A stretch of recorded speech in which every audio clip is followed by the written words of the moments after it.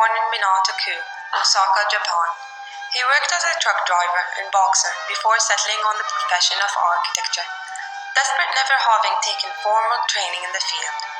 He was struck by the Frank Lloyd Wright designed Imperial Hotel on a trip to Tokyo as a second-year high school student. He eventually decided to end his boxing career of less than 2 years after graduating from high school and to pursue architecture. He attended night classes to learn drawing and took correspondence courses on interior design. He visited buildings designed by renowned architects like Le Corbusier, Mies van der Rohe, Frank Lloyd Wright, and Louis Kahn.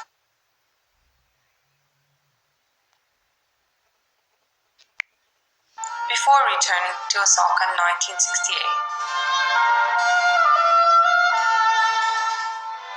In the small town of Ibaraki, 25 kilometers outside of Osaka, Japan, stands one of Tado Ando's signature architectural works, the Church of Light.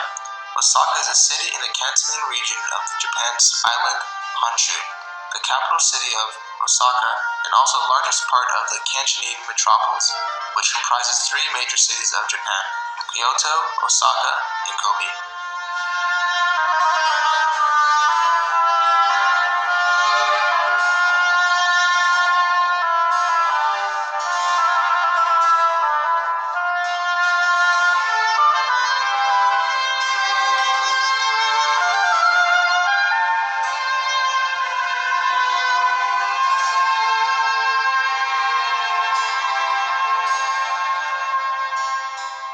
The crucifix-shaped opening in the side of the building is the main light source for the interior of the chapel.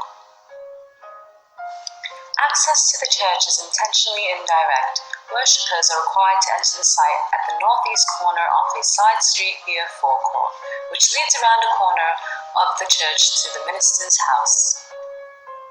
The entrance path to the chapel is manipulated by an intersecting wall that forces the visitor to take a step to the left before entering the main space.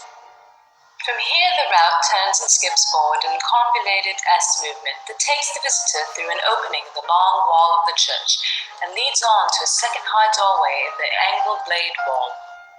The visitor pivots around the diagonally slicing wall and is perfectly aligned with the crucifix of light at the opposite end of the room. One is rewarded once entered by seeing the unexpected impact of the cross of light filling the surrounding darkness at the opposite end of the church. Once inside, the eye takes time to adjust to the gloom. Besides the cross punched out of the front of the wall, a second full-height glazed opening is provided towards the rear where the diagonal blade of concrete slices through the side of the building. This helps to soften the contrast between the brilliant light of the cross and the darkened interior. The cross opening in the end of the wall is the principal daylight source. Light is reflected off the ceiling and walls by glass-like concrete, which helps distribute the light more evenly.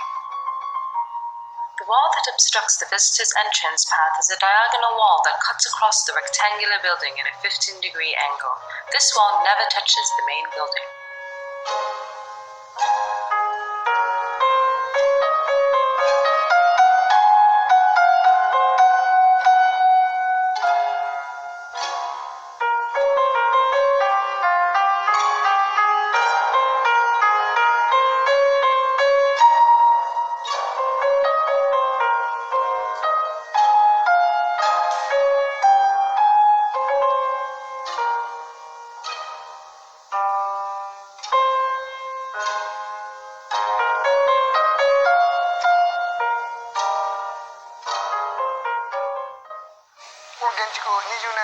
This was built around 20 years ago, when we knew from the beginning we only had a small budget. But the people who come to this church are very devoted. I was asked to create a place where people can put their hearts together. You can see light come through from the outside, and I made this cross of light in the hopes that people's souls and minds can be united by the light through the cross.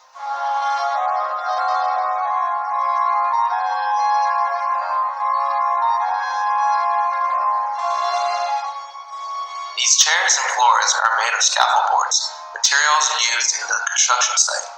Such materials can turn out to be very attractive depending on the way you use them.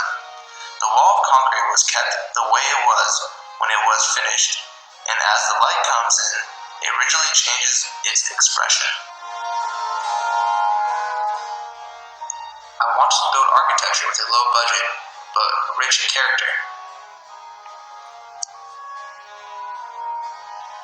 As you can see, the light comes through here, straight.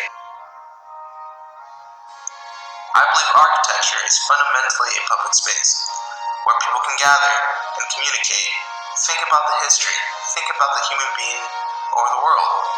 I believe architecture can create a space like that. All architecture has a public nature. I believe, so I would like to make a public space. This is a place where you can use 5 senses to think. For example, you can sense by seeing people in the light.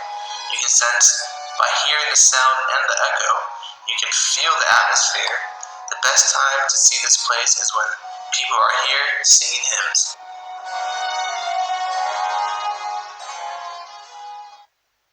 The abbey at Seneca in Provence was an inspiration source for Ando, which he visited in the 1960s.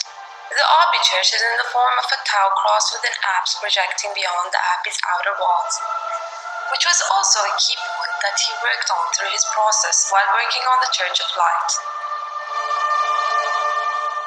The mixture of Eastern and Western motifs is fairly typical. Ando often deploys Oriental Japanese types with countervailing Western paradigms. It arrives to form his goal of fusing opposite spatial concepts into fluid transcendental architecture. This is also about the integration of two opposites, abstraction and representation. Moreover, Ando himself is a twin, which might help to explain his fascination with pairs of ideas. The abbey is a remarkably untouched survival, of rare beauty and serenity. The capitals of the paired columns in the cloister, arcades, are reduced to the simplest leaf forms, not to offer. If you're looking to start an online business selling online courses or online coaching, then I'd love to invite you to a live web. Offer sensual distraction.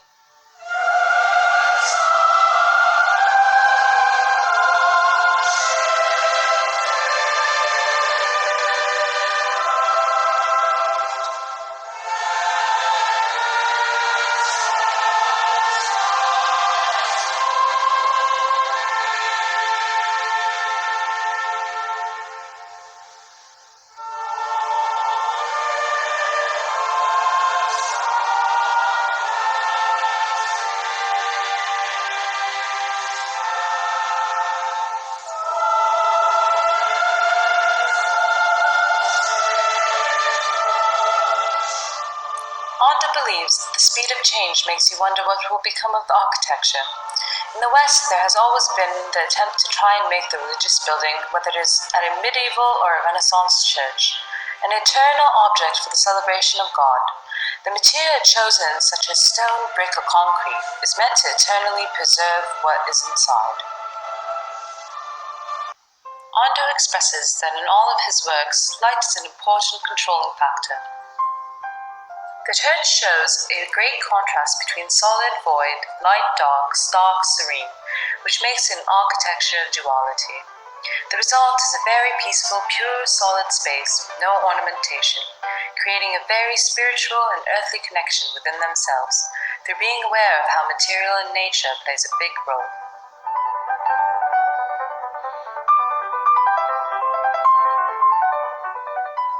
Ando brought in the challenge of bringing in nature inside.